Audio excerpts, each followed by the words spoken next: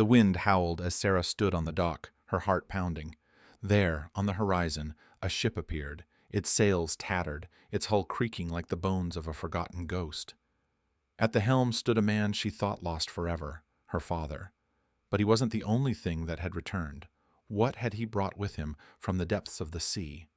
The scream hung in the air, vibrating with a strange weight. The birds in the neighboring enclosures fell still, their usual chatter replaced by an eerie silence. Even the wind outside seemed to pause, holding its breath. Sarah stood frozen, her hands still gripping the bucket of seeds she'd been carrying, the sound of Sky's cry reverberating in her chest. James. The name pulsed through her mind, over and over, like an echo that refused to fade. She glanced over at the macaw, whose brilliant blue and gold feathers seemed to shimmer under the soft afternoon light. Sky was perched on his usual stand, but his eyes, those bright, intelligent eyes, were wide, almost frantic. His feathers ruffled as if agitated by something unseen, and his beak clacked in a rhythmic pattern, like an anxious drumbeat. "Sky?" Sarah whispered, stepping toward him cautiously. But the macaw didn't acknowledge her. He simply repeated the name, louder this time. "James! James! A chill crept up Sarah's spine. She had worked with birds for years and knew their behavior inside and out, but Sky had never done anything like this. No bird in the sanctuary had ever called out a name. Not like this. Not with such intensity. She moved closer, her heart pounding in her chest. The words spilled out of her before she could stop them. "Who is James, Sky? What do you mean?" The macaw paused, his head tilting as if considering her words, his eyes locking onto hers. Then, as if in response to her voice, he let out another scream, a screech that felt almost like a warning. "James!" Her breath caught in her throat. The name was so clear, so deliberate. There was no mistaking it now. But who was James? Why would Sky be calling out for someone no one knew? Sarah's mind raced, trying to piece together the fragments of her knowledge. There was no James in her life, no one connected to the sanctuary or the birds, no one who could have triggered this reaction. And yet, Sky's cry was filled with a kind of desperation that no casual observer could ignore. As the seconds stretched into eternity, Sarah felt the tension in the room rise. Something, some unspoken force, seemed to be pulling at the very air she breathed. The sanctuary, which had always been a peaceful haven for lost and abandoned creatures, suddenly felt like a place brimming with secrets. Unanswered questions filled the silence, their weight pressing on Sarah's chest. The name James was not just a random cry. It was a message, a plea, a warning. She stood there, heart racing, as Sky's scream echoed in her mind. A deep, gnawing sense of unease wrapped itself around her thoughts, refusing to loosen. Something was about to change, and she couldn't shake the feeling that this was just the beginning. The weight of Sky's scream lingered in the air long after the sound had dissipated. Sarah had never heard the macaw speak with such intensity before. The name, James, hung in her mind, inexplicably drawing her to the past. She couldn't ignore the pull, the sudden surge of questions rising in her chest, suffocating her. Her heart beat unevenly, each thump carrying the weight of her father's long absence. That evening, after hours of trying to shake off the haunting echo of Sky's cry, Sarah found herself combing through the old sanctuary records. The dim light of a single lamp illuminated piles of faded paper, each sheet yellowing with age, their edges curling and fraying as if the time itself had worn them thin. She sifted through the cluttered folders, each document a forgotten piece of the sanctuary's history. Her fingers brushed over names, dates, and long-forgotten visitors, all seeming so trivial compared to the urgency that now clawed at her mind. The records were full of names she didn't recognize, volunteers and donors who had long since disappeared, leaving only their signatures behind. But then, in a brittle envelope marked personal, she found something that made her breath catch. A photograph, yellowed with age, but still vivid in its details. The image depicted a rugged, weather-beaten man in a sailor's coat, his face weathered from years at sea. Standing beside him was a younger version of Sky, his feathers more vibrant than the macaw she knew today, his eyes filled with a wisdom that didn't belong to a bird of his age. The caption, written in a sharp, bold hand, read, Captain James Hartwell, 1995. A chill swept through Sarah. Captain James Hartwell. She stared at the photograph for what felt like an eternity, the realization seizing her chest. Her father, her missing father, had once stood beside this bird. Had Sky been with him all those years ago? Had he known him? The sudden flood of emotions caught Sarah off guard. Confusion, disbelief, and something darker, deeper. Something that whispered of buried truths long forgotten. Her father had always been a mystery, a sailor who'd vanished from her life when she was barely old enough to understand the significance of his absence. He had left without warning, with nothing more than a few letters and postcards that became increasingly sporadic until they stopped altogether. There had been rumors, half-formed whispers about storms and shipwrecks, about men who vanished without a trace in the vast, indifferent ocean. But no one ever knew for sure. Not until now. And now, this bird, this creature she had cared for, seemed to carry with it an impossible connection to her father's past. Questions spiraled around her. Was it a coincidence that Sky, this same bird, was now under her care after so many years? Was it fate or something darker that had brought them together? Had Sky been waiting for her all this time, locked in some strange, silent knowledge, only to cry out her father's name in desperation? Sarah couldn't understand it. Her mind raced with impossible possibilities, the edges of her reality blurring as she tried to grasp the meaning of it all. The following morning, still unsettled by the discovery, Sarah decided to seek answers in the one place where the past might still linger, in the memory of the sea. The nearby port had always felt like a forgotten corner of the world, where sailors drifted in and out, bringing with them stories of faraway lands and unexplained disappearances. Her feet carried her there in a trance-like state, the salty air filling her lungs as she walked along the weathered docks.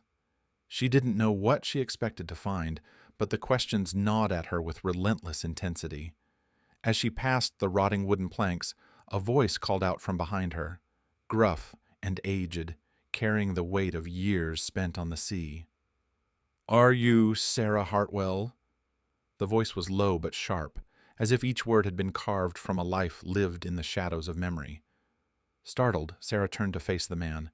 His face was etched with age, his skin tanned and wrinkled, his eyes piercing in a way that made her feel as though he had seen everything and nothing at all. "Yes, I am," she replied, her voice unsure, though her heart had already begun to race. The man stepped closer, his gait slow but deliberate. "My name's Alex. I knew your father." His words hung in the air, heavy with significance. "He's been gone a long time, but I've got something for you." Sarah's chest tightened. This was it, the moment she had been unknowingly waiting for, the moment the past would come crashing back into her life. Her father's name, now spoken by someone who had known him, someone who had seen the things Sarah had only heard about in whispers. Her hands trembled, and the faint sound of Sky's earlier cry echoed in her mind once more. Alex held something out to her, something small and wrapped in fraying cloth. The pieces of the past were finally beginning to fall into place, but as Sarah reached out to take the object, she couldn't shake the feeling that the answers she was about to uncover might only bring more questions. The journal felt heavy in Sarah's hands, as though the leather binding held the weight of years that stretched far beyond its yellowed pages. As she flipped through its brittle, ink-stained leaves, the words of her father began to materialize from the depths of time, each entry a pulse, each phrase a lifeline. The writing was jagged, full of the kind of urgency that only a man on the edge of the world could feel.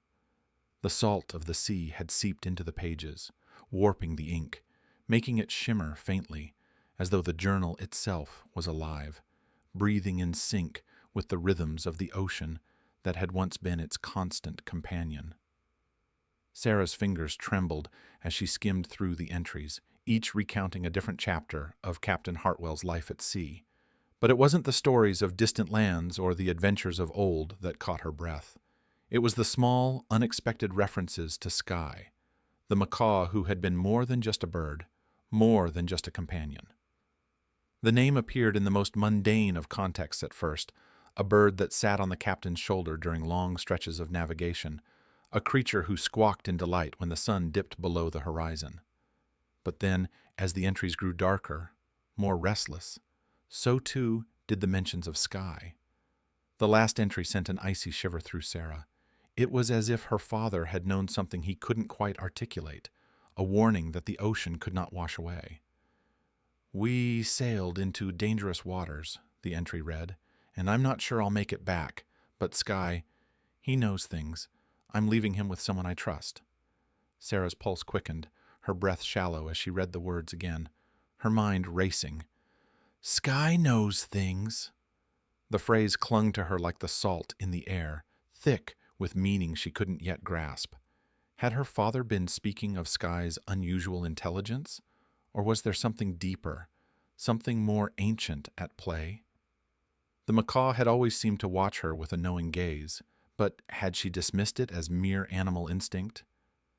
As Sarah closed the journal, her hands shaking, a distant sound reached her ears, faint but unmistakable, an old, familiar creaking of wood on water, the groaning of a ship returning to harbor after a long voyage. The sound tugged at something deep inside her, a memory she couldn't quite place. She stood, feeling the wind pull at her hair, her eyes scanning the horizon. There, in the distance, the outline of a ship emerged, its silhouette stark against the fading light. As it drew closer, Sarah's breath caught in her throat. Standing at the bow, framed by the thickening shadows, was a figure she knew as well as her own reflection. An old man, his face etched with the weathered scars of time and the sea, peered through the gathering dusk.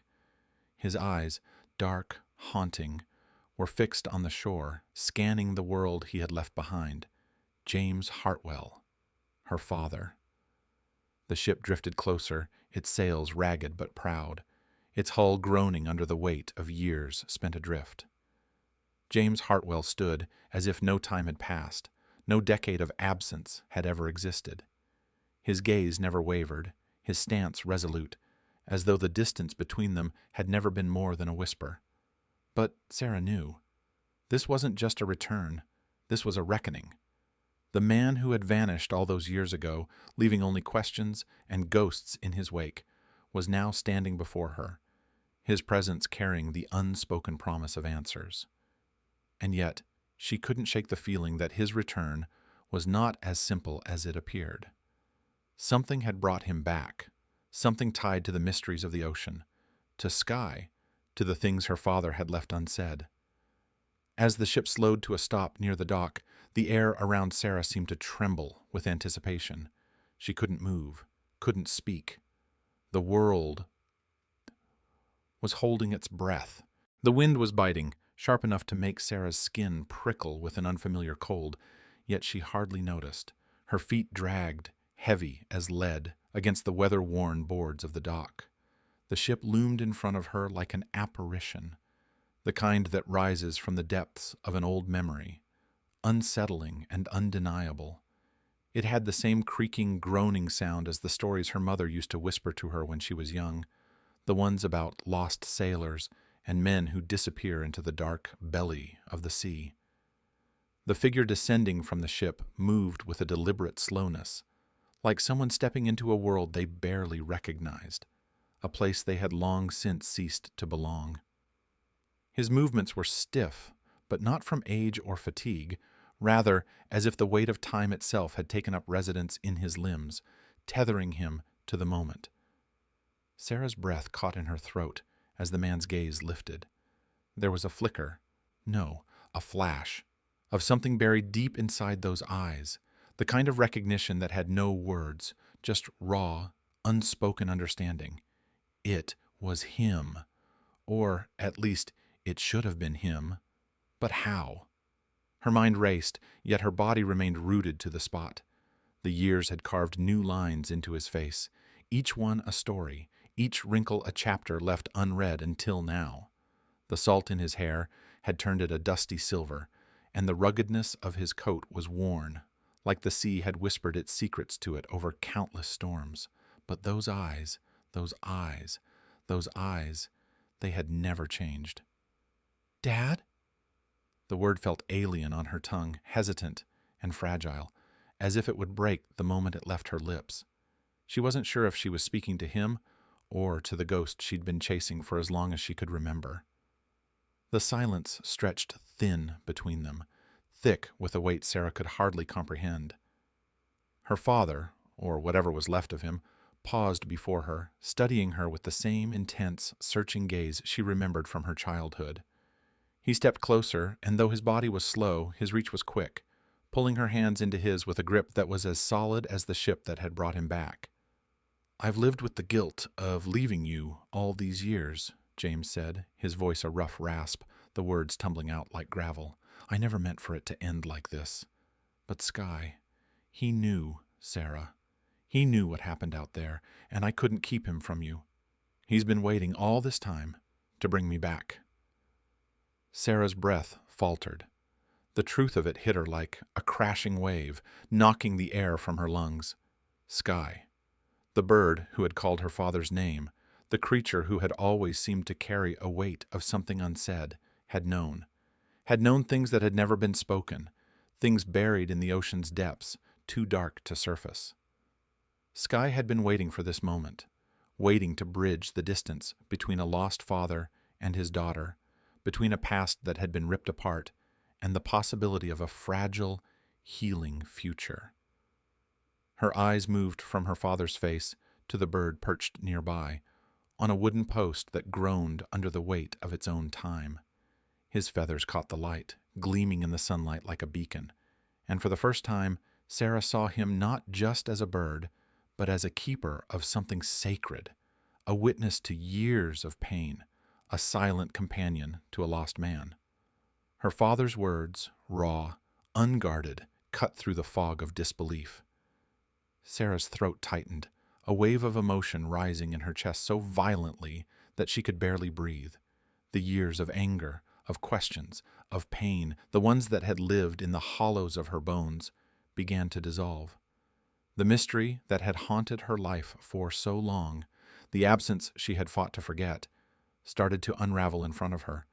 And just like that, the tension that had clenched around her heart for as long as she could remember began to loosen piece by piece, like threads coming undone. And then, in a moment of pure surrender, of cathartic release, Sarah stepped into her father's arms. The years of absence and unanswered questions collapsed into the space between their bodies, leaving only the quiet beat of a heart, long thought lost, now pounding beside hers. There was no more need for words. She didn't need to ask why. She didn't need to know how. All that mattered was that he was there. The man she had once known, the man she had feared would never return, was standing in front of her, not just as a man, but as a father, a man who had made mistakes, but a man who had always loved her, even from the distance of a lifetime. Behind them, Sky ruffled his feathers, a sound that seemed almost like a sigh, as though the bird, too, had been waiting for this very moment. And for the first time in what felt like forever, Sarah felt something shift in the air, something old, something forgotten, something healed. The pieces of the puzzle, scattered for so long, had finally clicked together, and in that rare, delicate instant, they had found their way home.